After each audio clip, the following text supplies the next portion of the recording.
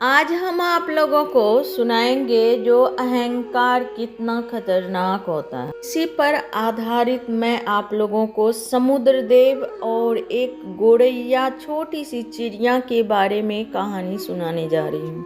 एक बहुत बड़े मंदिर के सामने समुद्र का किनारा था, जहाँ की एक घना वृक्ष लगा हुआ था। छोटी सी चिड़िया गौरैया अपना घोंसला बनाकर अपना जीवन यापन करती थी। जो भी प्रसाद मिल जाता था वह खा करके अपना जीवन यापन करती थी। काफी समय बीतने के बाद अंडे हुए, बच्चे हुए, तो जिम्मेदारी भी बढ़ गई उनकी। फिर वह एक दिन गया बाहर दाना चुगने के लिए। तभी समुद्र देवता अपनी लहर को बढ़ाकर, इतनी लहर बढ़ी उनकी कि तेज लहर की वजह से वह पौधा टूटकर गिर गया और घोंसला भी गिर गया।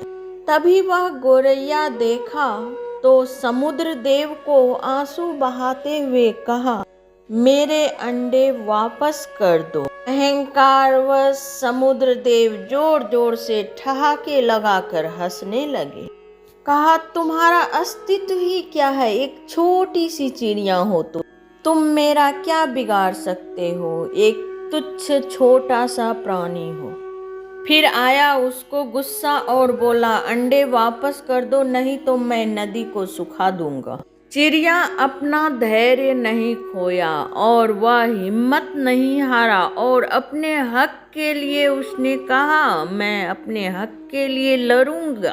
फिर वह अपने चोंच में जल भर करके फेंकने लगा और समुद्र देव यह देखते हुए भी फिर भी वह हंस रहा है जोर जोर से और बोला, ब्रह्मांड में मैं सबसे विशालकाय समुद्र हूँ। नारद जी विष्णु भगवान और गरुड़ देव को कहा, जो आप सहायता नहीं करेंगे मेरा तुम कुछ नहीं बिगाड़ सकते। फिर वह चिड़िया को दूसरी चिड़िया भी देखा पानी फेंकते हुए, तो सभी चिड़िया आकर उनकी सहायता कर।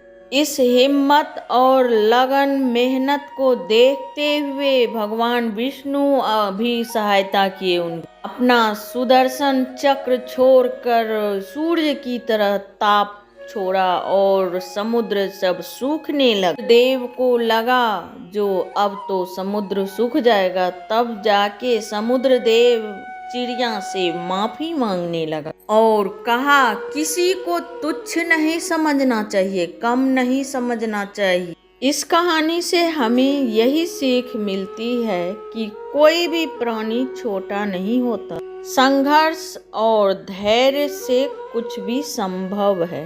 अहंकार का नाश अवश्य होता है। सत्य और निष्ठा के मार्ग पर चलने वालों की भगवान भी सहायता करते हैं।